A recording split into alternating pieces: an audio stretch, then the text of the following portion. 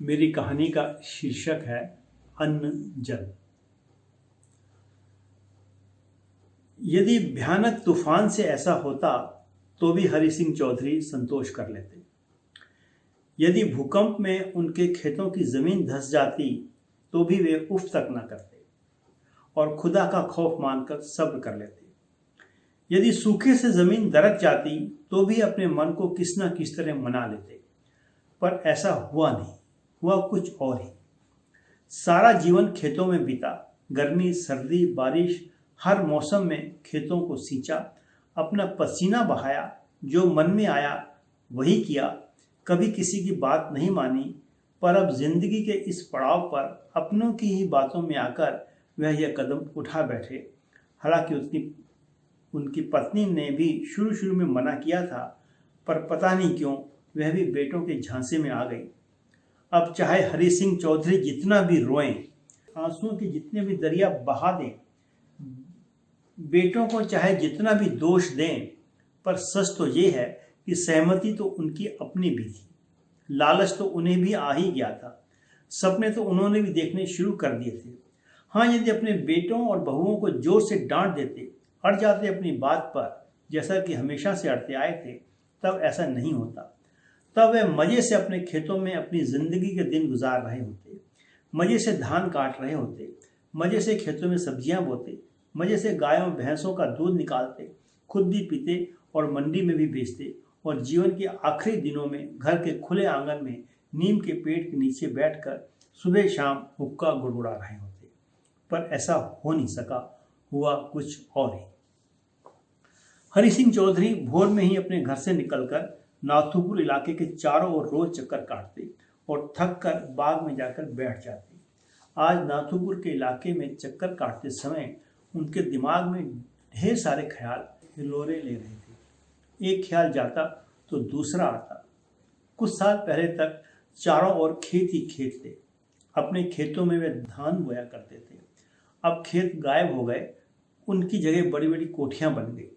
बड़ी बड़ी सड़कें, स्कूल, बाजार, अस्पताल, फ्लाईओवर, पता नहीं क्या क्या बन गया है यहाँ। इस इलाके को देखकर हैरान रह जाते। क्या था यह इलाका, क्या हो गया? कैसे चारों तरफ ऊंची ऊंची इमारतें बन गई और देखते ही देखते जिन पगडंडियों पर कभी गायों का झुंड धूल उड़ाता चलता था, वहाँ सड़कें बन गई। उन पर लंबी लंबी कारें चलने लगी। देखते ही देखते गांव के लड़के कारों को तेज रफ्तार से चलाने लगे। जगह जगह दारू के अड्डे खुल गए। कल रात उन्होंने एक अजीब सा सपना देखा था। उन्होंने देखा था कि उनके खेत में तरह तरह के सांप डोल रहे हैं। छोटे, बड़े, काले, भूरे, हुंकार भरते सारे सांप धीरे धीरे रेंगते उनके सीने पर चढ़ गए और उनकी छाती पर फन फैलाकर उनकी ओर देख रहे थे। उन्होंने तकिए से छाती को हटाना चाहा तो नींद एकदम खुल गई। एकदम घबरा गए। पास में सो रही पत्नी को उठाया। क्या बात है, इतनी रात तबीयत तो ठीक है? पत्नी ने उनकी घबराहट देखकर पूछा। हाँ, तबीयत तो ठीक है, पर कहते कहते हुए थोड़ा रुक गए। परसू? पत्नी ने पूछा। एक सपना देखा मैंने, डरावना सा। उनका डर अभी भी बरकरार था। क्या देख लिया? पत्नी ने पूछा। उन्होंने पत्नी को अपना सपना बता दिया। पत्नी ने कहा, बावरा हो गया है कि इब खेत क्या से, तने तो पहले ही बेच दिए, इब सांप कहाँ से आ लिए, सो जा और मणे भी सोड़ दे, कहकर पत्नी फिर सो गई। पर हरि सिंह सो न सके। भोर होते ही लाठी उठाकर घर से बाहर आ गए। नवंबर का महीना था, पर गर्मी अभी भी थी। हवाओं में ठंडक बिल्कुल भी न थी। याद करता है हरि सिंह अपने बचपन को, जब नवंबर महीने में कड़ाके की ठंड पड़ती थी। रजाइयाँ निकल आती थी नवंबर में ही। धूप में बैठते ही सारा दिन और शाम होते ही घुस जाते थे रजाइयों में। पता नहीं वे दिन कहाँ चले गए। हरि सिंह ने देखा कि सामने से एक औरत आ रही है। नीले रंग का घाघरा और जेब वाली सफ़ेद रंग की कुर्ती पहने, सिर पे ओढ़नी, हाथ और पैरों में दो बड़े बड़े कड़े। 40-45 की उम्र रही होगी उसकी। राम राम काका, उस औरत ने कहा। राम राम बेटी, राम राम। आज सवेरे सवेरे कित आ गई, कित जा रही से? हरि सिंह ने पूछा। भैंस ढूंढ रही हूँ, पता नहीं कटे चली गई, दूध दोहने का टाइम हो गया से, उसने कहा। उसे याद आया कि कुछ साल पहले तक वह भी भैंस चराता था इस इलाके में, पर अब खत्म हो गया। देख, बाग के परली तरफ गई होगी, उधर खुली जगह है, हरि सिंह ने कहा। हाँ, उधर ही जा रही हूँ काका। हरि सिंह पहचानता था इस औरत को। गांव के किसान रणवीर सिंह की बहू थी। अक्सर सुबह सुबह उसे मिल जाती थी, अपनी भैंसों को ढूंढती। हरि सिंह चौधरी धीरे धीरे लाठी टेकते बाग के अंदर आ गए। बाग के अंदर आकर उन्होंने अपने आप को तरोताजा महसूस किया। ये जवानी का अवशेष ही था कि जो इस उम्र में भी उनसे रोज सवेरे सवेरे अपने इलाके की सैर करवाता। वे बाग के पेड़ों को टुकुर टुकुर देखते हुए धीरे धीरे चलकर एक बेंच पर आकर बैठ गए। अपनी लाठी को उन्होंने बेंच के एक कोने में रख दिया और अपने अंगोछे से माथे पर आए पसीने की बूंदों को पोंछने लगे। करीब 70 साल की उम्र रही होगी हरि सिंह चौधरी की। सफेद धोती, सफेद कुर्ता पहने, सर पर पगड़ी बांधे, पांव में काले मटमैले जूते पहने, हाथ में लाठी लेकर वह रोज आसपास के 5-6 किलोमीटर के इलाके का चक्कर लगाते और जब थक जाते तो इस बाग में आकर बैठ जाते। ये उनका रोज का सिलसिला था। रोज पक्षियों की चहचहाहट शुरू होने से पहले ही वे इस बाग में आ जाया करते। बाग में बैठकर उगते हुए सूरज की लाल रोशनी को देखना उन्हें बहुत अच्छा लगा। सुबह का उजाला होना भी बाकी था।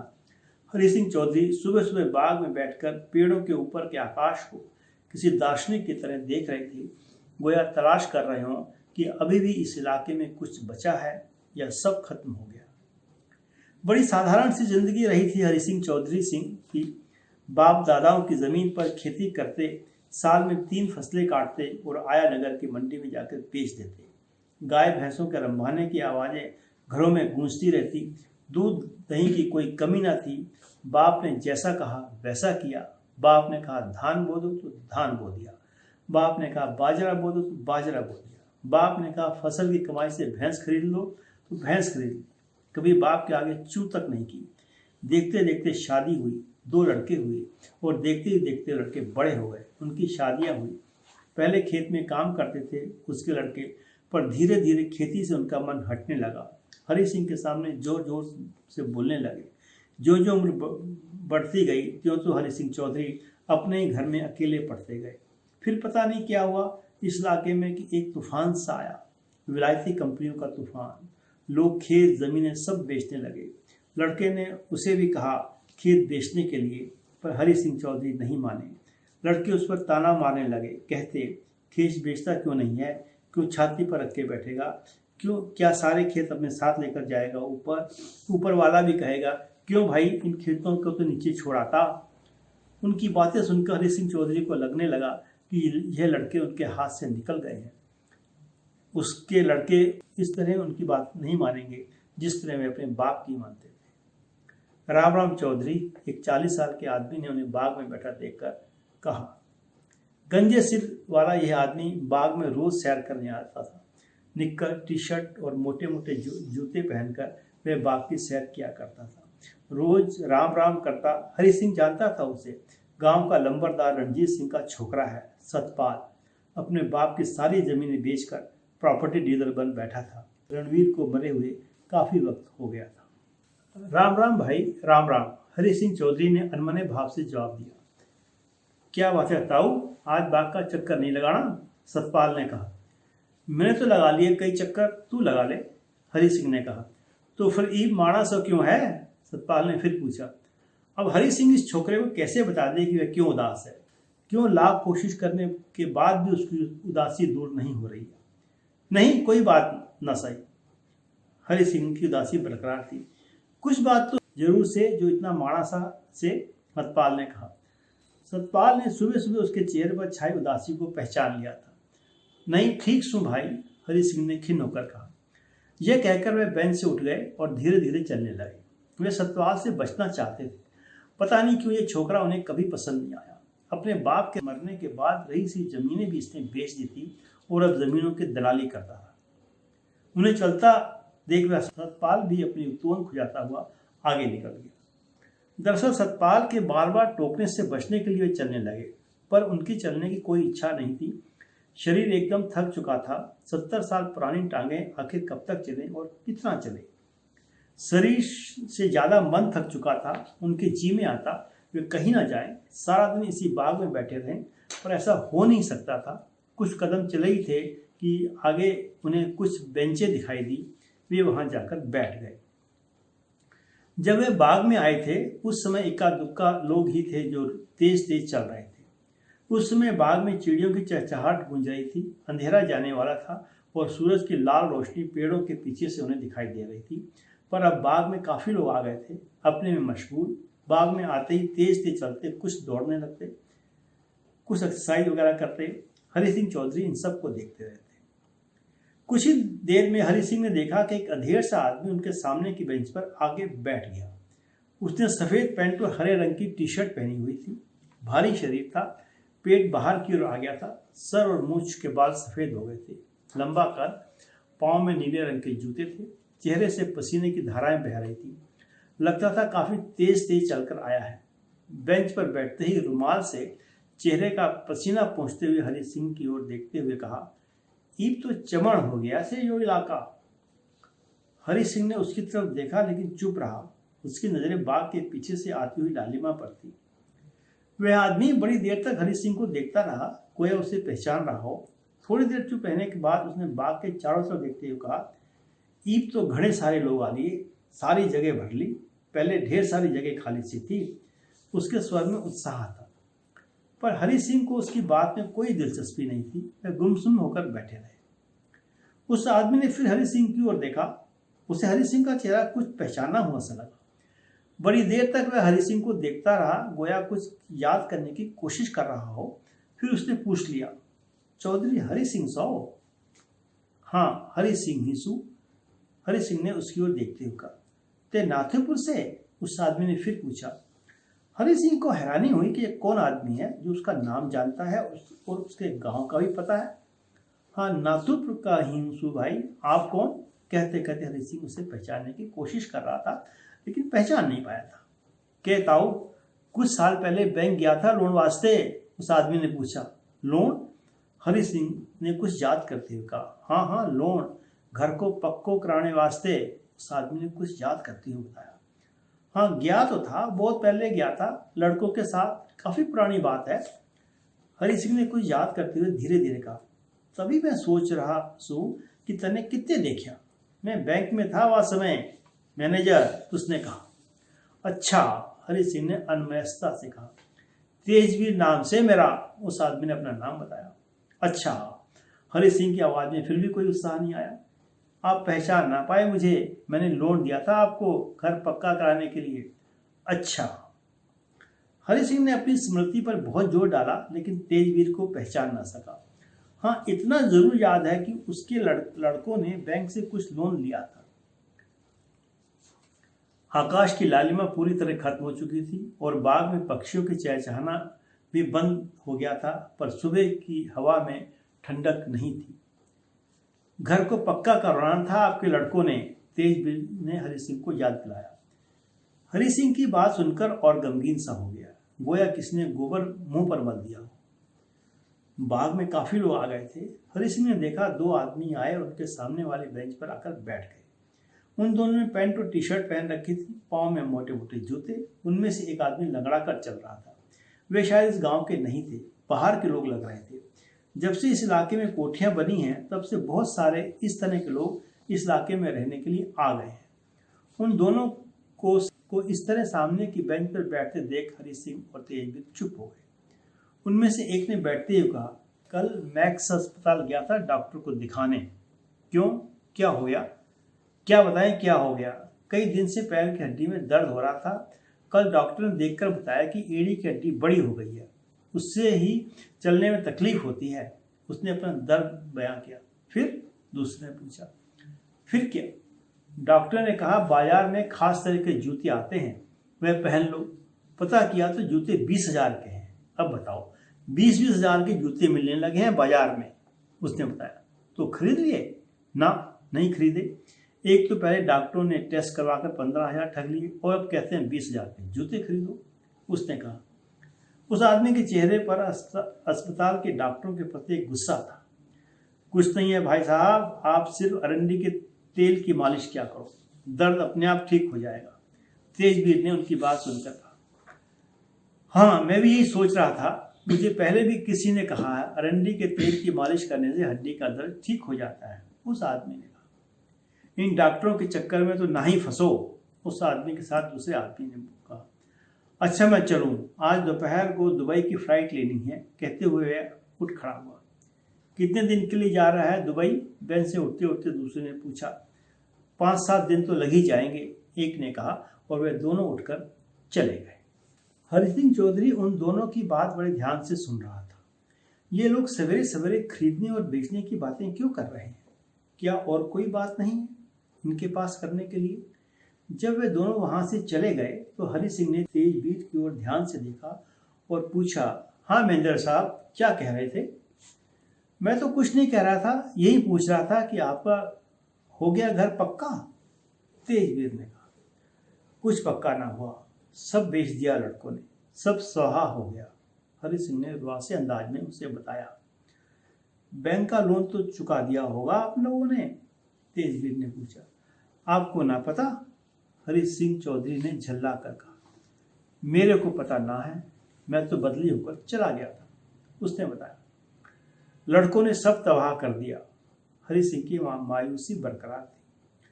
हरि सिंह ने देखा कि सामने से आ रहे सतपाल ने उसकी ये बात सुन ली।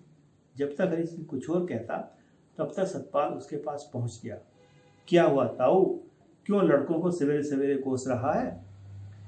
सतपाल काफी देर से बाग के चक्कर काट रहा था, पसीना पसीना हो गया था। थोड़ी देर आराम करने के लिए वे हरि सिंह के पास वाली बेंच पर आकर बैठ गया। ईब कोसो ना तो क्या कहूं, सब ठिकाने लगा दिया, कहकर हरि सिंह उदासा सा हो गया। तेजवीर समझ गया कि हरि सिंह क्या कहना चाह रहा है। बोला, सबके घर में यो ही बात है ना? सबके घर का तो पता नहीं, पर नाथोपुर में जरूर है। ना कंपनियों के लोग हमारे गांव आते, ना हमारे खेत बिकते। हरि सिंह ने कहा। अब कंपनियों के माथे क्यों ठिकरा फोड़ रहा है ताऊ? कंपनियों ने तो आना ही था। देख चारों तरफ बड़ी बड़ी बिल्डिंगें इन कंपनी वालों ने ही बनाई। 30 साल पहले जंगल था, जंगल सियार बोलते थे। खेतों में चीते गाय बकरियों को खा जाते थे। अब बड़े बड़े मॉल बन गए हैं, 5 स्टार होटल खुल गए हैं, गुड़गांव के किसान खूब मालामाल हो गए हैं। तो ये तो सब पता ही है ना ताऊ, तू तो पुराना आदमी है, सतपाल ने उल्लास से कहा। उसकी बात सुनकर हरि सिंह चौधरी का मन बैठ गया। सोचने लगा, कैसा है ये लड़का जो बड़ी बड़ी इमारतें और माल बनने से खुश है। खेती की जमीन खत्म हो गई, इसका उसे कोई मलाल नहीं। खेती ना रहेंगे तो कहाँ से आएगा अन्न जल? वो सब मुझे पता है, पर हमारे खेत तो खत्म हो गए जो अन्न जल देते थे। हरि सिंह ने कहा। ताऊ इसकी फिक्र क्यों करता है? यह तो देख, इलाके में कितनी रौनक हो गई, गांव के लोग अमीर हो गए, पूरी दुनिया में नाम रोशन हो गया इस गांव का। ये कम है क्या? अब ये कंपनियां अन्न जल दे रही हैं। सतपाल के एक एक शब्दों में उल्लास टपक रहा था। उन्हें याद आया कि उनकी पत्नी ने पहले कहा था, खेत बेचना कोई अच्छी बात नहीं है। पुरखों से अन्न जल देती आ रही है धरती माँ, आगे भी देती रहेगी। उसने भी अपने दोनों लड़कों को बहुत समझाने की कोशिश की, पर दोनों में से एक भी नहीं माना। बड़ी बहसी हुई लड़कों में और हरि सिंह चौधरी में। आखिरकार हरि सिंह को ही उनकी बात माननी पड़ी। खेत बेचकर दुकानें खरीद ली। एक ने हार्डवेयर की दुकान खोल ली, दूसरे ने गेस्ट हाउस बना दिया। यह तो अच्छा नहीं हुआ, तेजवीर ने फिर कहा। बहुत बुरा हुआ।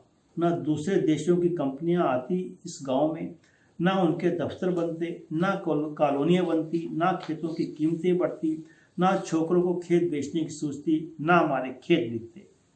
चौधरी हरि सिंह ने अपने मन की बात उससे कह दी। बाग में चारों ओर धूप फैल चुकी थी। इस समय तक सुबह की सैर करने वाले ज्यादातर लोग जा चुके थे। कुछ लोग अभी भी थे जो जोर जोर से हंस रहे थे। ईब के कर रहा है ताऊ? तेजवीर ने पूछा। तेजवीर के इस सवाल से हरि सिंह रुआंसा हो गया। वह क्या बताए कि वह क्या कर रहा है? यह बताए कि उसके एक लड़के ने अपने घर में जो गेस्ट हाउस बना रखा है उसकी देखभाल करता है, या यह बताए कि दूसरे लड़के के हार्डवेयर की दुकान पर जाकर बैठ जाता है? क्या बताए इसको? तेजवीर ने सवालिया निगाहों से हरि सिंह की ओर देखा। हरि सिंह चौधरी कुछ नहीं बोला। उसके चेहरे से लाचारी टपक रही थी। तेजवीर ने भी महसूस किया कि हरि सिंह चौधरी के पास उसके इस सवाल का कोई जवाब नहीं है।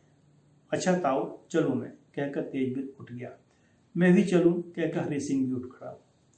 तेजवीर ने उसका हाथ पकड़ कर उठाया। दोनों धीरे धीरे चलते हुए बाग के गेट पर आ गए। गेट से बाहर निकलते हरि सिंह चौधरी ने एक बार फिर बाग को देखा। बाग के पास की जमीन में लगे मोबाइल की बुलंद टावर को देखा। यह टावर उसके खेत पर लगा था। उसने गहरी सांस छोड़ी, फिर पूछा, क्यों मैनेजर साहब, मैंने सुना है कि 2 दिन बाद हीरो होंडा चौक के पास कोई जुलूस निकलने वाला है इन कंपनियों के खिलाफ। तेजवीर उनकी बात सुनकर पल भर के लिए सोच में पड़ गया कि हरि सिंह चौधरी क्या कर रहा है। पता नहीं मुझे, उसने कहा। कल कोई 2 लोग चलते चलते बाग में बातें कर रहे थे, हरि सिंह ने कहा। अच्छा, पूछ के बताऊंगा, मने तो पता नहीं, तेजवीर ने जवाब दिया। हाँ, किसी से पूछना, पता लगे तो मुझे बताना। मैं भी जुलूस में जाऊंगा गांव के अन्न जल की खातिर, हरि सिंह ने कहा। हाँ, पता लगता है तो बताता हूँ, कहकर तेज तेज कदमों से चलता हुआ हरि सिंह से आगे निकल गया। हरि सिंह लाठी टेकता हुआ धीरे धीरे चलने लगा। उसकी आंखों में आंसू झलक रहे थे। शुक्रिया।